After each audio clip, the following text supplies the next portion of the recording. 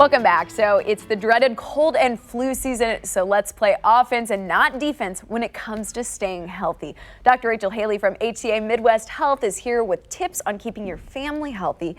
Now, we've got a lot to talk about today, including some kind of alarming flu statistics. Yes. You know, how is that impacting Kansas City? This season is crazy. We're seeing dramatic spikes of the flu on both the Kansas and Missouri sides. That's bad news for us. It is. Yeah. You know, our 9 urgent care now clinics have recorded 1,200 cases of the flu since December 1st. And is that a lot in comparison to like other years? Well, yeah, that we've recorded 50% more flu and flu-like illness diagnoses in December of 2019 compared to December of 2018. And this doesn't include all the people that are going to our 11, ERs throughout the region. The CDC just released their weekly updated stats, and every week they're climbing. So now 15 million people are estimated to have had the flu. Oh my gosh. 150,000 have been hospitalized and over 8,000 have died, and that includes 54 pediatric deaths.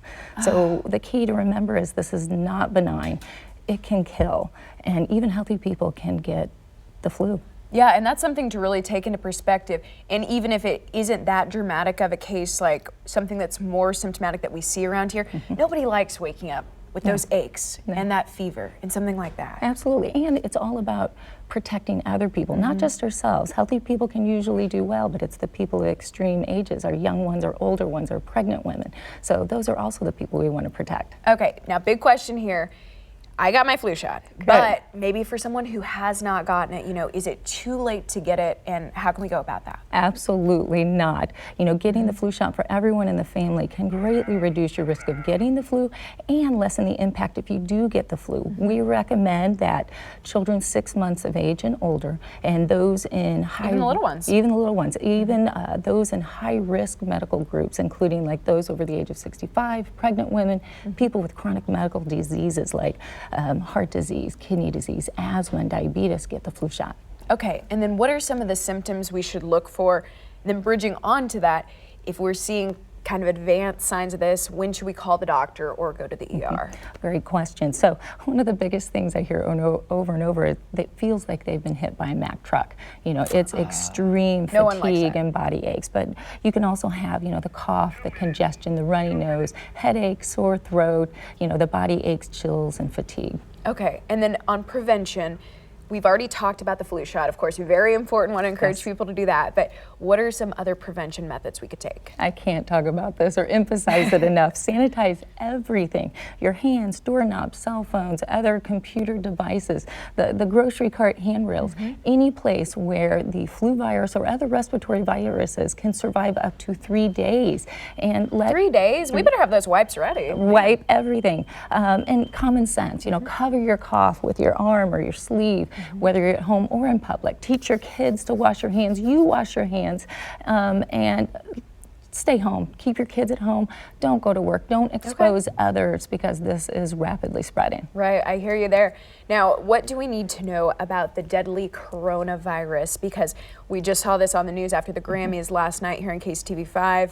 Yes. What do we need to know? So, we are monitoring this every hour with HCA Health Midwest, and especially with the 5th case of this deadly novel coronavirus being identified in the U.S. already. We know that the numbers are rising in China where it's originated. 2,700 people have been infected. Their death toll has risen to 80. We are still learning a lot about this coronavirus. The coronavirus is actually a family of many viruses, and some that is not what we want to hear. Well, and some are as mild as the common cold, but some are as severe as the SARS outbreak that happened in 2003. So we're watching, we're learning. Symptoms can vary. Some people can have as little or no symptoms. You can have the common cold symptoms with a runny nose, headache, sore throat. But the key features we're looking for are shortness of breath, fever, and cough. Again, there's no vaccine available. It's supportive care, and really, it's common sense right now. The flu is more prevalent right now in the U.S. But the same precautions are what we're using to prevent spread. You know, if you're traveling for the Super Bowl, just be aware. You know, look for signs and symptoms, and wash your hands. Use that hand sanitizer. Keep the sanitizing wipes everywhere. there. Yes. Dr. Rachel Hailey, thank you so much for all of those tips. Now, for more information, you can actually head on over to hcamidwest.com.